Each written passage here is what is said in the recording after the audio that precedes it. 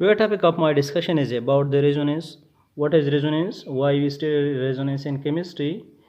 What is the importance of the resonance and the condition necessary for the resonance?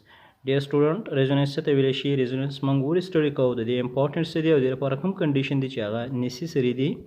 Now first of all, the definition of resonance. The representation of a real structure is a weighted average of two or more contributing structure is called resonance. Resonance से तो वही the real structure the representation the फरा चिकल द्वाय दोन ज़्यादा contributing structure वाली के दी phenomena तो वही resonance actual structure या real structure चिकम दे अगर दे contributing structure weighted average दे ठीक दा या simply we say that هغه phenomena चिकल दे او molecule the फरा मंग द्वाय दोन ज़्यादा contributing structure वाली को actual structure चिकम दे अगर दे contributing structure intermediate structure दे ठीक दा the phenomena tasawirishi resonance virishi are the phenomenon in which two or more structure can be written for a compound which involve identical fusion of atoms called resonance यानी अगर phenomenon दा चिकला दे compound फारा दे molecule फारा मंग दुआए दोन ज़्यादा structure वाली को हो पर दगा structure के the fusion of atom चिकम दे the identical भी यानी change की ना ठीक दा No, the phenomena tasawilishi resonance वैलिशी. The position of atom remain the same. They take them. بهر यो structure के और मुख्तलिफ structure तावली कल the phenomena tasawilishi resonance वैलिशी. Yes, simply resonance is a set of Lewis structure that describe the delocalization of electron in a four atomic ion or molecule. Resonance tasawilishi da masara yo set of Lewis structure they چې دا ماته د الکترونو ډیلوکلایزیشن په یو مالیکول کې یا په پولی اټامیک آین کې شو کوي دې فینامنا ته څه ویلی شي ریزونانس ویلی شي ټیک ده so why is there a need of resonance so its simple answer a single structure formula can't explain all the property of a certain compound a single structure formula چې کوم دا دی یو compound total property نشي explain کولای نو لہذا دغه لپاره موږ دوه دونه زیات structure لیکو ٹھیک ده کنه یعنی یو single structure فارمولا چې کوم دا د مسره total property دی یو compound نشي explain کولای نو لہذا د لپاره موږ دوه دونه زیات structure لیکو all structure are equally describing most of the property of that compound ٹھیک ده یعنی all structure چې کوم دی هغه equally contribute کیږي ٹھیک ده هغه equally the daggy compound property describe کوي خو یو structure چې کوم دی all property of that compound دا نشي describe کولای ٹھیک ده نو یو ساينټیسټ و چې هغه نوم انګولډ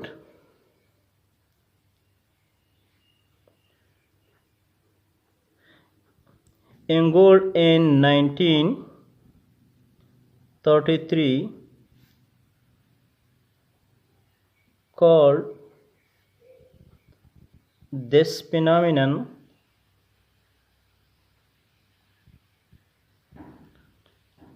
is mesomerism तेरे सुनमर को मेरिज्म में वाला और को एंगोल्ड रागे आगे पर 1933 की जकम दे फिनोमेना था चिकला यो कंपाउंड पर हम दो न ज़्यादा स्ट्रक्चर लिखो और सिंगल स्ट्रक्चर ऑल प्रॉपर्टी नहीं एक्सप्लेन करें बल्कि यो न ज़्यादा स्ट्रक्चर में लिखो हर यो स्ट्रक्चर चिकम देगा इक्वली डिस्क्राइबिंग के the property of that compound दे फिनोमेना था एंगोल्ड पर 1933 की रसन उम्र को the mesomerism later on another scientist his name was Heisenberg चिकम दे prove from his quantum mechanics and provide a theoretical background for mesomerism. Heisenberg provide a theoretical background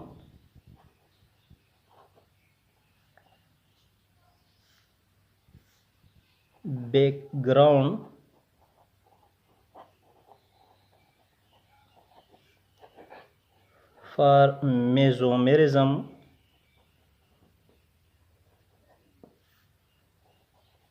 and he called it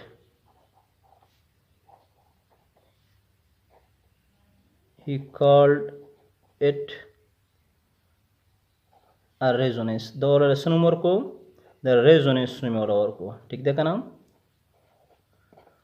انګول ورته دې فینامینن ته د میزومیرزم نوم ویل په 1933 کې. خو لټران یو بل ساینټسټ راغی چې د هغه نوم و هیزنبرګ. هغه په کوانټم میکینکس په بیکګراوند باندې د لا تیوریټیکل فینامینا پرووایډ کړه او دغه میزومیرزم ته د څه نوم ورکړو؟ د ریزونانس نوم یې ورکړو. ټیک ده که نه؟ سو now we discuss the condition necessary for the resonance.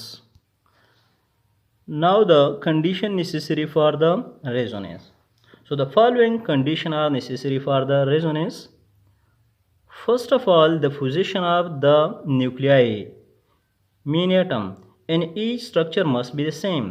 په هر یو سټرکچر کې کته یو سټرکچر ډرا کو دویم دریم ان سو ان څونه سټرکچر ډرا کړه په هر یو سټرکچر کې بعد اټمونو پوزیشن چې کوم دی دا به وي د سیم وي. د اټمونو پوزیشن باندې نه چینج کیږي. فرست کنډیشن.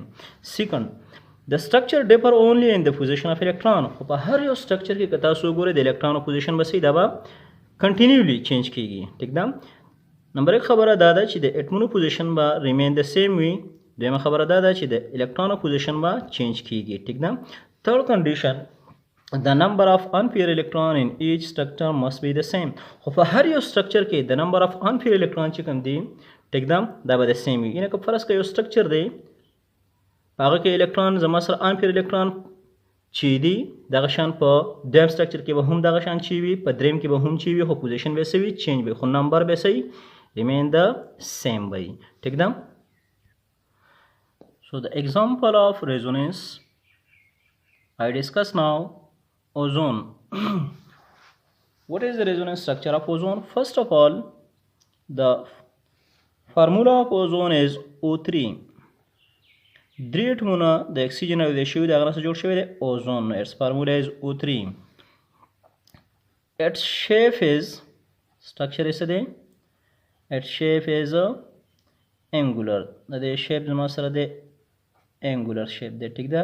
ډېر important دی examination point of view سره. Its geometry is geometrical structure څه دی؟ Geometry is trigonal planar. ٹھیک ده؟ په geometry shape کې difference دی. که تاسو په دې باندې ځان پوهول غواړئ نو زما فیشلي والا ویډیو وګورئ، په دې به تاسو بیا پوه شئ. سو فرست اف آل درې اکسیجن دي دا موږ ډرا کړو. دا د ما سره یو اکسیجن اټم شو، دا د ما سره بل اکسیجن شو، دا د ما سره لاست اکسیجن شو. نو درې اکسیجن اټم دی دا د یو بل سره په کوالنټ بانډ باندې اټیچ دي. ټیک ده که نه؟ دې ته موږ اوس ویلنس الکترون پرووایډ کړو.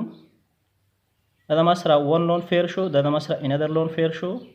دا شان که تاسو دې ته وګورئ دا یو لون فیر شو، د ده سره دا یو لون فیر د ده سره شو، د ده سره هم یو لون فیر شو، د ده سره هم شو. اوس که تاسو وګورئ په دې کیس کې د ده سره یو لون فیر بدلته هم ولیکو. نو که تاسو د اکټیډ وګورئ 2 2 4 2 6 اور 2 8 دا کمپلیټ شو. دا شان د 2 2 4 2 6 اور 2 8 دو باند فیر دی. نو دا هم اکټیډ کمپلیټ شو. که تاسو سنټرل اټم وګورئ نو د سره 2 په یو باند فیر کې شو او 2 4 اور 2 6. نو د اکټیډ انکمپلیټ دی. نو لہذا یو باند یو لون فیر به موږ څه ته کنورټ کړو؟ دا موږ کنورټ کړو د ډبل باند ته، یعنې د 5 باند کار به وکړي. دې نه موږ دا یو لون فیر ختم کړو دې ځای نه او دا به څه ته کنورټ کړو؟ 5 باند ته. ټیک شو؟ دا لون فیر موږ ختم کړو. ټیک شو؟ اوس په دې کیس کې که تاسو وګورئ په دې باندې چارج چې کوم دی څه راځي نو به ته انشاءالله زه د فارمولې نه پرو کړم. دا فارمولې تحت چې په ده باندې چارج څه دی. نیکسټ که تاسو وګورئ دغه شانته کې د دې دا یو روزینو سټرکچر شو. ټیک ده؟ خو په دې باندې چارج زما سره نیګیټیو چارج راځي. فارمولې نه بیا ته زه پروم کړم. ټیک ده؟ په دې باندې کم چارج راځي؟ پازیټیو چارج راځي. ټیک ده؟ د دې نیکسټ ریزونانس سټرکچر چې کوم دی هغه به څه وي؟ په بل کیس کې که تاسو وګورئ نو دا الکترون به د ډبل بانډ لپاره ډیلوکلایز شي. دا الکترون به واپس د اکسیجن ته راشي. نو که تاسو د دې بل ریزونانس سټرکچر ډرا کړئ، دا د دې د یو روزینو سټرکچر شو. ټیک ده؟ په دې باندې چارج زما سره نیګیټیو چارج راځي. فارمولې نه بیا ته زه پروم کړم. ټیک ده؟ په دې باندې کم چارج راځي؟ پازیټیو چارج راځي. ټیک ده؟ د دې نیکسټ ریزونانس سټرکچر چې کوم دی هغه به څه وي؟ په بل کیس کې که تاسو وګورئ نو دا الکترون به د ډبل بانډ لپاره ډیلوکلایز شي. دا الکترون به واپس د اکسیجن ته راشي. نو که تاسو د دې بل ریزونانس سټرکچر ډرا کړئ،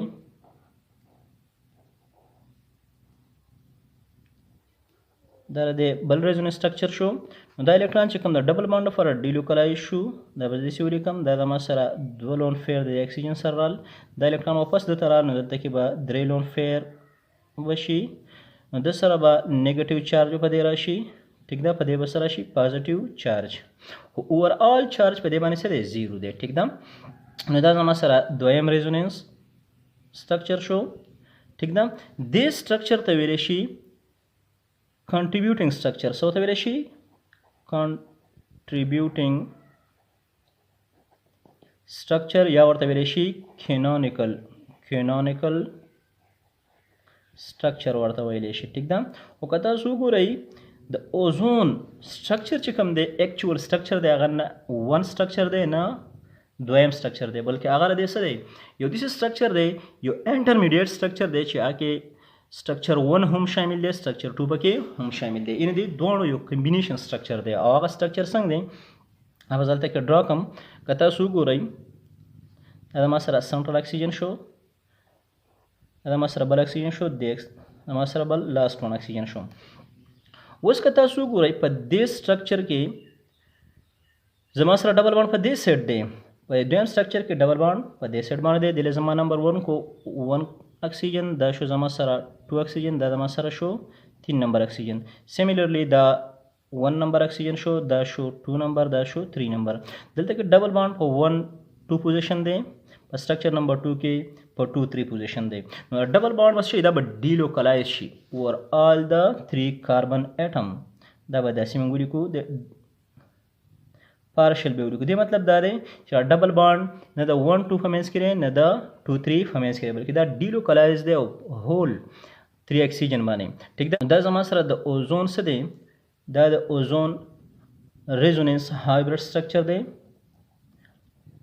ریزوننس هایبرډ سټرکچر دی ته ویل شي یا ورته ویل شي ریل سټرکچر آر real or actual structure دی ٹھیک ده. نو د actual structure انرژي چې کومه ده لیس ده کمه ده د چانه دا د structure 1 نه یا د resonating structure نه ٹھیک ده یا د contributing structure نه څخه کمه ده ٹھیک ده دا more stable دی. اوس که تاسو ګورئ د ډبل بانډ لینث چې کم دی دا کم دی سنگل بانډ لینث سره سیوا دی ٹھیک ده. اوس د دې لینث ونه دی که تاسو ګورئ ډبل بانډ لینث چې کم دی دا د ما سره دی د دې ډبل بانډ لینث که تاسو وګورئ دا زما سره دی 120.7 فیکومیټر ٹھیک ده. دغه شان که تاسو سنگل بانډ وګورئ دا د ما سره سنگل بانډ دی د دې لینث که تاسو وګورئ دا د ما سره څومره دی دا زما سره دی 148 فیکومیټر. خو که تاسو په ریل سټرکچر یا کوم ایکچوال سټرکچر دی ریزوننس هایبرډ دی نو هغه ماته ایکس ری شو کوي دا چې د سټرکچر سره دا ایکوال دی دا نه ډبل بانډ دی نه سنگل بانډ دی بلکې دا لینث څومره دی دا 127.2 فیکومیټر دی ٹھیک ده. نو د سټرکچر دا دی خو د ایکچوال سټرکچر فار سم ټایم فار ا فریکشن اف ټایم کله دې سټرکچر کې موجود وي کله دې کې موجود وي خو دا سټرکچر چې کوم دی دا د ما سره څه دی دا د ما سره تھیوریټیکل دی دا د ما سره اونلی امیجنری دی خام دا تھیوریټیکل دی اونلی امیجنری دا ریل ایگزیسٹ نشي کولای ٹھیک ده. Now I discuss another example. In this example carbon dioxide is taken. So the formula of carbon dioxide is CO2. CO2 is the formula of carbon dioxide. Its shape is linear. Shape is the master dear student the linear the ٹھیک ده.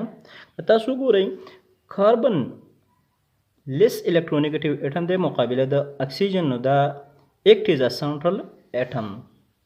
کاربن با act is a central atom دے ٹھیک ده.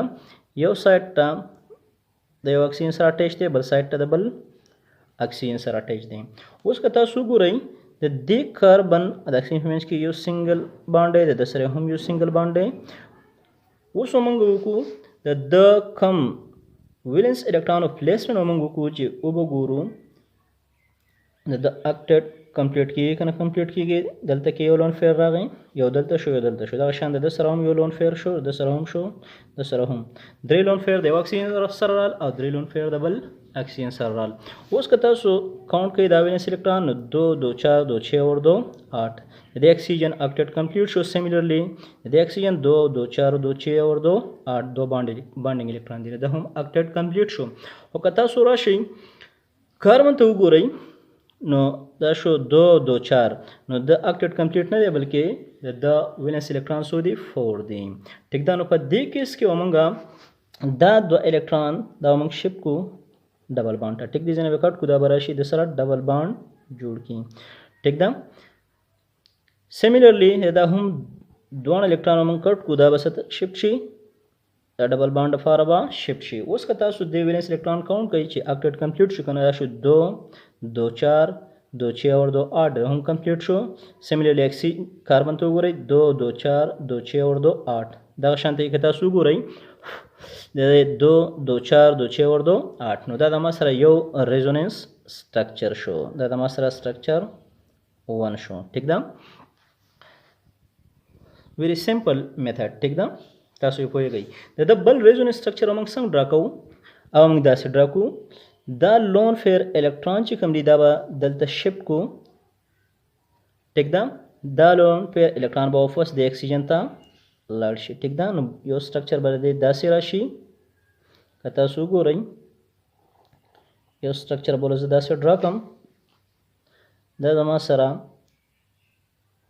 سنټرل کاربن شو دا چې د شپ شو نو دا باند براسي شي د ما سره یو دو باند آلریډي دي یو لون فیر شپ شو د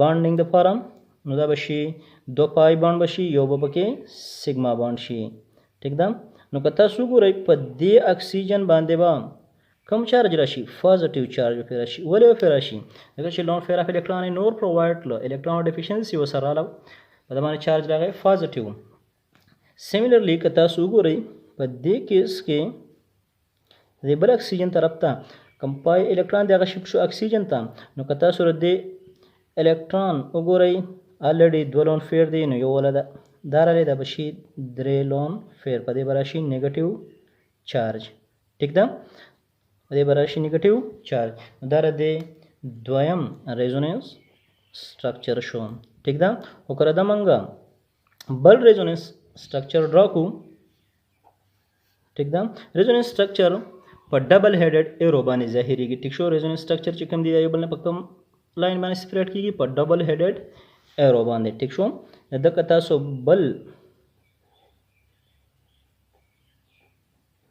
structure draw कई पर बल केस के बा the arrow तो माने जान लग फोए कई लग वर्तो ऊपर पर डिटेल बानी फर्स्ट का the electron the binding د فاره شفت شي نو دا الکترون به واپس د طرف ته راشي بل کیس کې ټیک ده نو زما سره به دا کاربن شو دا اکسیجن شو دا بل اکسیجن شو نو دا سور لاین چې کوم ما راخ کو دا د ما سره سیګما باند ظاهري الریډي دلته دوه باندونه شته دی ټیک ده یو پای باند شو یو دا الکترون د باندې لپاره شفت شو نو دا د ما سره بل پای باند شو دلته کې دا به کم چارج راشي پازیټیو چارج د بل سیټ ته وګورئ یو پای باندې یو سیګما باندې نو سیګما باند پاتې شو پای باند ختم شو کیونکه الکترون دې طرف ته رال نو په دا باندې الکترون که تاسو وګورئ درې لون فیر شو نو په دې کیس کې په دا باندې کم چارج راشي نیگیټیو چارج راشي دا زما سره د دریم ریزونانس سټرکچر دی نو دې سټرکچر ته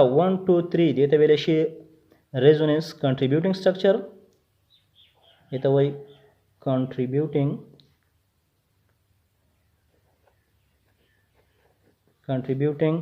or canonical structure ورته ویل شي ټیک دی ډیر سټوډنټ و سټرکچر 1 چې کوم دی دا زما سره more contribute toward the resonance structure 1 چې کوم دا more contributed toward the actual structure نو لہذا structure 1 ته ویل شي major contributor څه ورته ویل شي major contributing structure